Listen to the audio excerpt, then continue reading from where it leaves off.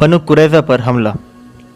Yathrib में अर्थात Medina में मोहम्मद के खतरनाक इरादों का शिकार होने वाली अंतिम यहूदी जनजाति बनु कुरैज़ा थी। ट्रेंच अर्थात खंदक की जंग समाप्त होने के बाद से ही मोहम्मद की नज़र बनु कुरैज़ा पर पड़ गई थी। अल मुबारकपुरी लिखता है, मोहम्मद ने दावा किया कि सबसे बड़ा फरिश्ता जिब्रील उसके पास आया था और बोल रहा था, है रसूल, तुम अपनी मयान से तलवार निकालो और बने कुरैज़ा की बस्ती की ओर कूच करो, उनसे जंग करो। जिब्रील बोला, वह अपनी फरिश्तों के दल के साथ आगे आगे चलकर दुश्मन के किले को हिला देगा और वहां के निवासियों में खौफ पैदा कर देगा। 77 अल मुबारकपुरी आगे लिखता है कि अल्लाह के पैगंबर ने अजान लगाने वाले को बुलाया और बनु कुरैज़ा कबीले पर हमले का ऐलान करने का हुक्म दिया। इस्लाम का अध्ययन करते समय यह ध्यान देने वाली बात है कि अजान देने का एक अर्थ जंग के लिए आवाज़ लगाना भी है। मुसलमानों के दंगे व उपद्रव हमेशा मस्जिद में नमाज पढ़ने के बाद ही शुरू होते हैं। खासकर रमज़ान के महीने में और शुक्रवार को नमाज के बाद मुसलमान अधिक विद्वेषपूर्ण हो जाते हैं। 1981 में मोहम्मद के जन्मदिन के मौके पर तकरीर में आयतुल्लाह खुमैनी ने कहा, मेहराब अर्थात मस्जिद का मतलब है जंग की जगह। मेहराबों से जंग आगे बढ़नी चाहिए अर्थात मस्जिदों से जंग आगे बढ़नी चाहिए। जैसा कि इस्लाम की सभी जंगों की कार्यवाही मेहराबों से ही शुरू हुई। रसूल के पास दुश्मनों को मारने के लिए तलवार थी। हमारे पवित्र इमाम लड़ा कर रहे हैं। वे सब फौजी थे, वे लोगों की हत्याएं करते थे। हमें एक खलीफा की ज़रूरत है जो हाथों को काट सके, सिर धड़ से उड़ा सके और पत्थर मारकर लोगों की हत्या करने का हुक्म दे सके। मोहम्मद के पास 3000 हरावल दस्ते वाली फौज थी और अंसार अर्थात सहायक व मुहाजिरीन अर्थात अप्रवासी के 30 घुड़सवार थे। बनु कुरैज़ा कबीले पर आरोप लगाया गया कि ये मक्कावासियों के साथ मिलकर मुसलमानों के खिलाफ साजिश रच रहे हैं, जबकि इन्हीं मुस्लिम इतिहासकारों ने इस आरोप को खारिज करते हुए कहा कि मक्कावासियों ने इसलिए बिना लड़े ही मोहम्मद के समक्ष आत्मसमर्पण कर दिया था क्योंकि इन्हें बनु कुरैज़ा कबीले से समर्थन नहीं मिला था। मोहम्मद ने अपने बनु कुरैज़ा पर हमले का इरादा जाहिर किया तो उसके कट्टर समर्थक और चचेरे भाई अली ने कसम खाई कि वो अब या तो इस कबीले के लोगों के ठिकानों पर हमला करके इन्हें खत्म करने में कामयाबी हासिल करेगा अथवा अपनी जान दे देगा। बनु कुरैज़ा कबीले के खिलाफ मोहम्मद की जंग 25 दिन चली। अंत में इस कबीले के लोगों ने बिना शर्त आत्मसमर्पण कर दिया। मोहम्मद ने आदेश दिया कि इस कबीले के पकड़े गए पुरुषों के हाथ पैर बांध दिए जाए, जबकि महिला व बच्चे को अलग एक जगह रखा जाए। बनु कुरैज़ा कबीले का यह हश्र देखकर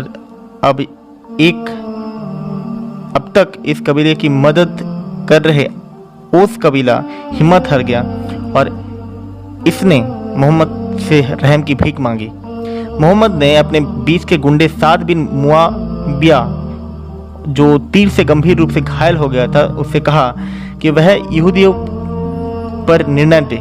साद कभी बनु कुरैज़ा कबीले का सहयोगी था, लेकिन इस्लाम स्वीकार करने के बाद इस कबीले के प्रति उसके मन में शत्रुता पनप गई थी। साद ने यह भी आरोप लगाया कि ट्रेंच की जगह के दौरान मक्कावासियों ने तीर चलाए थे जो उसे लगे थे। साद मोहम्मद का अंगरक्षक था और मोहम्मद जानता था कि बनु कुरैज़ा के बारे में उसके मन में क्या है। साद का निर्णय था उस कबीले के आदमियों का कत्ल कर दिया जाए और औरतों व बच्चे को कैदी बनाकर इसकी संपत्ति को मुसलमान लड़ाकों में बांट दिया जाए। मोहम्मद इस क्रूर निर्णय पर प्रसन्न हुआ और बोला कि साद ने अल्लाह के निर्देश पर यह फैसला सुनाया है। वह अक्सर स्वयं के निर्णयों का श्रेय अल्लाह को देता था। इस बार उसने अपनी सनक पूरी करने के लिए साद को मोहरा बनाया।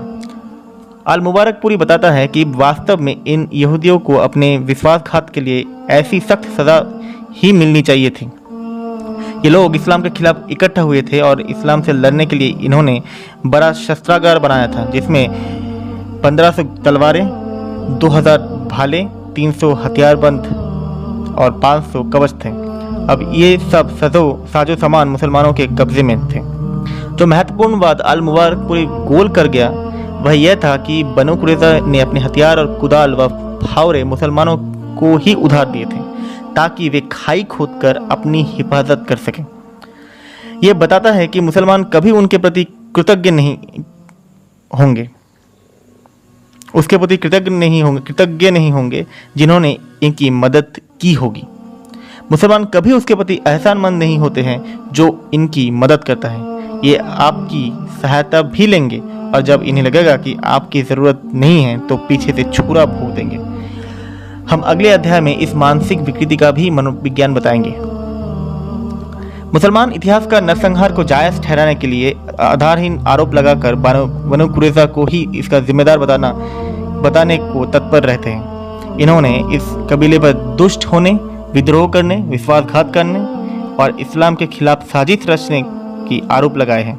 हालांकि वह ब्यौरा कहीं नहीं दिया गया कि इनके द्वारा किए गए पाप की प्रकृति कैसी थी और इनका नरसंहार करने और इतना कठोर दंड देने की जरूरत पड़ी क्यों पड़ी। मदिरा के बाजार में गड्ढे खोदे गए और 600 से 900 यहूदियों का सर कलम कर उसी लाशों को इसमें डाल दिया गया। खैबर पर हमले में बंदी बनाए गए लोगों में बनु नज़ीर कबीले के मुखिया खुवई इब्ने अख्ताब के साथ इनकी विवाहित बेटी सफिया भी थी। मोहम्मद ने सफिया को लूट के माल के रूप में अपने हिस्से में ले लिया। इब्ने अख्ताब के दोनों हाथ पीछे बांधकर चौराहे पर लाया गया। दुस्साहस करते हुए उसने मोहम्मद का हुक्म मानने से इनकार कर दिया और इस क्रूर इंसान के सामने झुकने के बजाय मरना पसंद किया। उसे घुटने के बल बैठने का हुक्म दिया गया और फिर सिर धड़ से अलग कर दिया गया। यह तय करने के लिए कि किसे कत्ल करना है युवाओं के कपड़े उतारकर जांचा गया। जिन युवकों के गुप्तांगों पर बाल पाए गए उनका सर कलम कर दिया गया। इस नरसंहार में बच गए एक व्यक्ति अतिया अल कुरैश नामक यहूदी ने बाद में इस घटना को याद करते हुए कहा, मैं बनु कुरैज़ा के बंदियों में एक था। उन्होंने अर्थात मुसलमानों ने पूरा जांचा और जिनकी गुप्तांगों पर बाल दिखे उनकी हत्या कर दी गई। जिनके गुप्तांगों पर बाल नहीं आए थे उनकी हत्या नहीं की गई। मैं भी उन्हीं में से एक था जिनके गुप्तांगों पर बाल नहीं उगे थे। मोहम्मद ने बहुत सारी यहूदी जनजातियों को मार डाला और समाप्त कर दिया। इन यहूदी कबीले में बनु कैनका, बनु नज़ीर, बनु कुरैज़ा, बनु मुस्तलिक, बनु जौन और खैबर के यहूदी शामिल थे। मृत्यु शैया पर पड़े मोहम्मद ने अरब प्रायद्वीप के सभी गैर मुसलमानों का सफाया करने का हुक्म दिया था। मोहम्मद के इस हुक्म को दूसरे खलीफा उमर ने अपने शासनकाल में पूर्ण किया।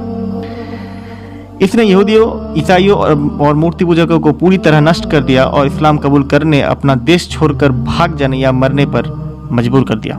इधर मोहम्मद लूटपाट से इतना संपन्न हो चुका था कि अपनी वाहवाही करने वालों पर उदारता दिखा सके। अनस लिखता है, बनु कुरैज़ा और बनु अल नज़ीर की जीत से पहले लोग रसूल को उपहार के रूप में खजूर देते थे। इसके बाद वे अब लोगों को उनके उपहार वापस करने लगे। कुरान में बनु कुरैज़ा के नरसंहार पर एक आयत है जो इस कबीले की पुरुषों की हत्याएं और औरत व बच्चे को बंदी बनाकर ले जाने के मोहम्मद के कृत्य को अनुमोदित करता है, और वो है, और अहले किताब में से जिन लोगों अर्थात बनु कुरैज़ा ने उन कुरैश की मदद की थी, अल्लाह उनको उनके किलों से बेदखल करके नीचे उतर लाया और उनके दिलों में तुम्हारा ऐसा रौब अर्थात टेरर बिठा दिया कि तुम उनके कुछ लोगों को कत्ल करने लगे। कुरान चैप्टर 33 आयत अर्थात वर्स 26। धन्यवाद। आज के लिए इतना ही। मिलते हैं अगले एपिसोड में। Thank you.